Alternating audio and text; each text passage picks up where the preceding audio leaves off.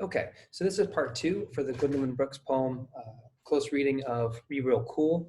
I'm going to try to cover in this one the discussion of thesis statements and what I mean by that, and close reading, and I'm going to start an example of those as well. And in this video, I'm going to share with you just a blank document where I'm going to begin starting to write sentences about the poem, critical sentences, that's going to showcase what I call cherry picking. I don't know, I don't think I'm the only person who calls it that, but it's the idea of how do we, in our critical prose, how do we include the text, the primary text, the poem, and then actually pull the language down that we want to focus on and make the paper almost look like it's conducting analysis as we learn how to better do analysis. So it's a bit like a template that I'm going to show you today, but it's meant as any template, it's meant for your own voice to come through. And for some of you, you may already have a good writing voice and you feel comfortable with it, but for anyone else and for everyone else, I hope, this is just designed to kind of streamline some of the process, show you a way to approach it in a more holistic sense,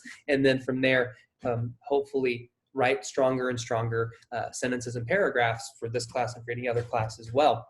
So what I want to do right now is I want to jump back into the poem with Gwendolyn Brooks, and remember a few of the things that I mentioned from part one, volume one. So I noticed the numbers seem to be really important here. The visual information that this poem is giving off a lot of visual information. I remember that the language in here is very tight. 3-word sentences except for all 3-word sentences, and all 3-word lines except for the first one and for the last one. So line is important, and image is important, so which would be our next conversation, just very briefly. I'm going to talk a little about image because that's what I'll be asked to look at. Do I have images in the poem? I absolutely do. The pool players, right? Pool being one thing, pool player is another one. And then golden as an adjective, absolutely. That's a very clear image. And then a shovel, which is a much clearer of an image, and moving really on into almost, we could play with that with metaphor. So I'm going to write that down, shovel, metaphor. And what do I mean by that it's a metaphor is that when I'm reading poetry or when I see visual information in films, or if I'm reading a book, even in paintings and even in music, this can work. But some images just carry deeper meaning, and we can start thinking about what are those, and what do I mean by they carry deeper meaning? That's not specific enough. I'd light you up on your assignments if you turn that in. They can direct our attention. They can incorporate into the poem an image that goes beyond just themselves. So when I see a shovel inside of a poem, it is a tool, right? It's a tool. That's what that is.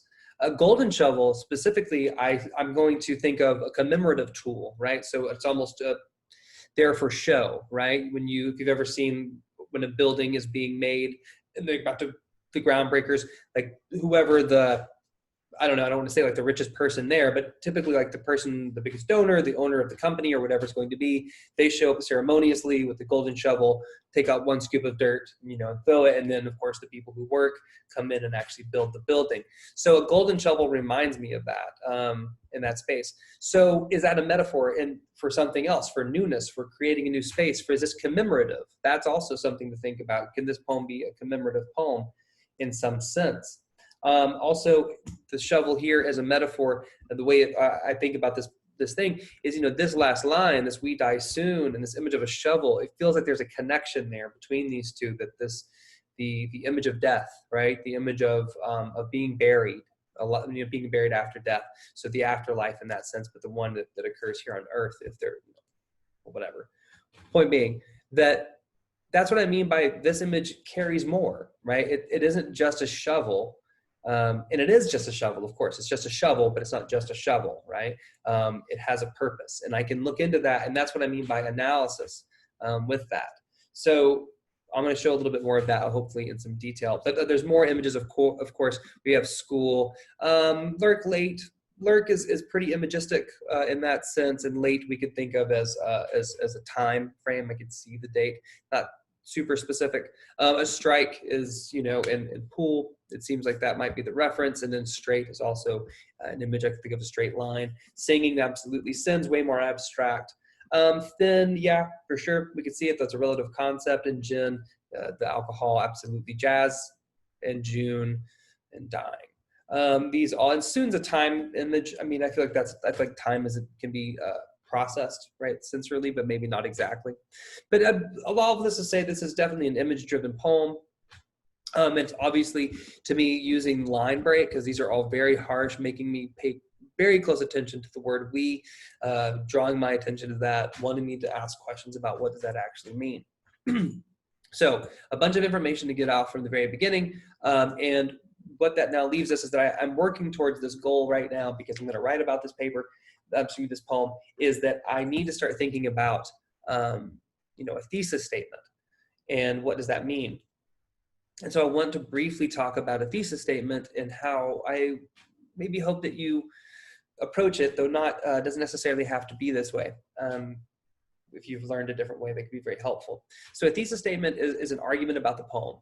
It's you making a claim about what this poem accomplishes, what its purpose is, how you read this, how you can make this a teachable experience for somebody else, right? Just to call it a poem is not really an argument. You might say that it is, but it's not a very interesting one.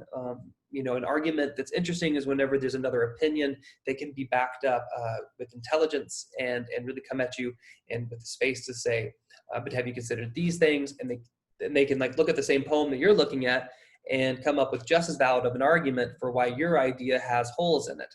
That doesn't mean you have a bad idea. It just means that like somebody else came back with a different one. So there's a lot in this that I hope I can clarify, and not in the time that I have left, but enough to where we can start thinking about it.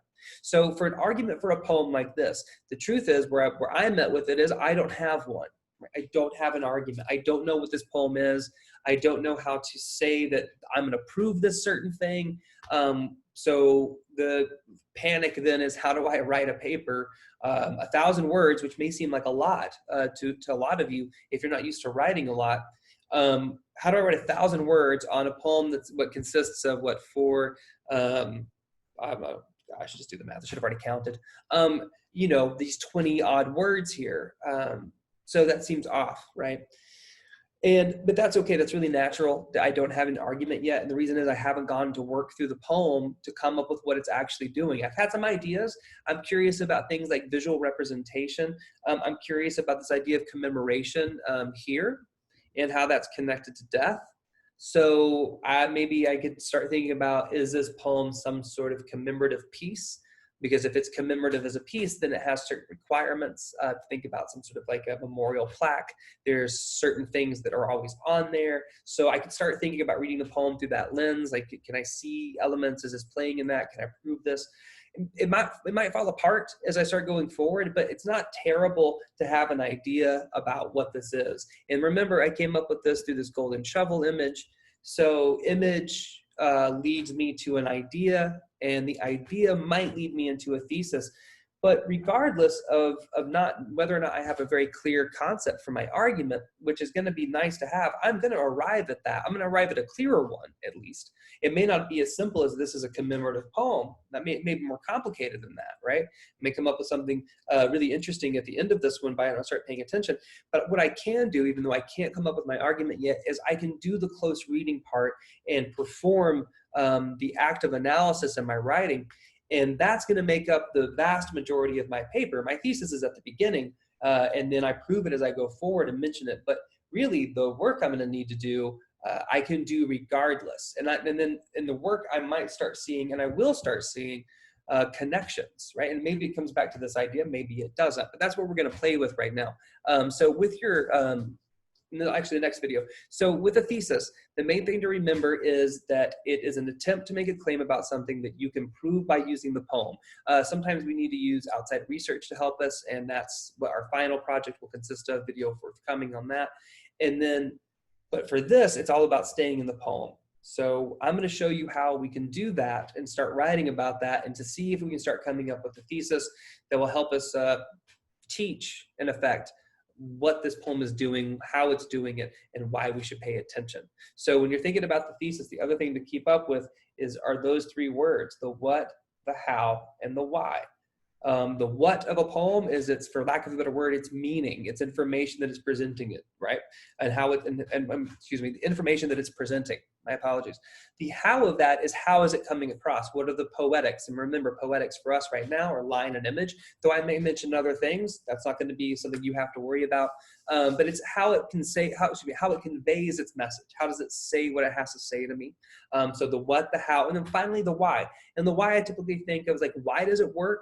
Why should you care? Why should we pay attention? And that's where my paper really kind of turns into this larger idea of reaching into the word kairos, which is timeliness, this idea that you need to hear about this now, it's important now, and we really can't make a convincing argument if I can't convince somebody that there's a reason to pay attention to it right now, because otherwise, what am I doing, right? Why are you paying attention? That doesn't make any sense. So the what, the how, the why, it's going to be an argument. Let me check my time. Yeah, good. So the examples I like to give with a thesis statement, and we'll work with some exercises to help us with this one, is if you, and I'm going to date myself with my meme understanding, but we're probably beyond, we've evolved beyond this many iterations ago. But not too long ago on Twitter, you'd see a lot of people saying like, it doesn't matter what the example is, but like pickles are better than mayonnaise. Welcome to my TED Talk. You know, Supernatural is the best high school television show and Riverdale is trash. Welcome to my TED Talk. And what that's really interesting for is TED Talks are a great example. So I don't, watch TED Talks, right? As well in terms of thinking about how people create an argument and teach a lesson. But also those memes of the tweets are great because it sets up exactly what kind of an argumentation is, which is that they're making a claim. They have specificity within the claim, pickles are better than mayonnaise. And then they say, welcome to my talk. And what they're saying when they do that is saying, like, I'm now going to prove this, right? That's the joke. Then something like pickles and mayonnaise, which is absurd. No telling what they're going to try to provide us with, but it'll be analysis is what theoretically they would have to be able to do that. Another one, another meme culture one I like to think of is the guy or the girl who's sitting down at a table that just says like, whatever, I have no idea. The Power Ranger that's the best is Tommy. That's a thought. But it's like, and then the sign will be like, change my mind, right? And that's a kind of counter argument approach because he's making a claim and he's like inviting you to make a counter claim. And then what would happen in that particular kind of argument construction would be a back and forth of ideas, again, suggesting evidence using the primary text, the Power Rangers, and then ancillary texts, right? Television reviews and message boards, number of hits on Google, that like I would be trying to combat that person's argument, sort of invitation towards argumentation. So that's a way to think about thesis, kind of a silly way to think about it, but hopefully that helps. So next we'll do a video on close reading and really start getting into cherry picking and seeing how I can start developing toward that thesis as we go forward. So thank you so much. I will end this now and I'll stop saying that's what I'm going to do.